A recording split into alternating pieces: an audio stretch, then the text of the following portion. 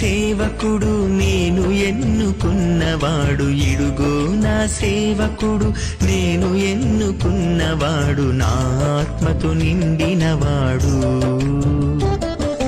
నాకు ప్రీతిని కలిగించువాడు, నా ఆత్మతో నిండినవాడు, నాకు ప్రీతిని కలిగించువాడు.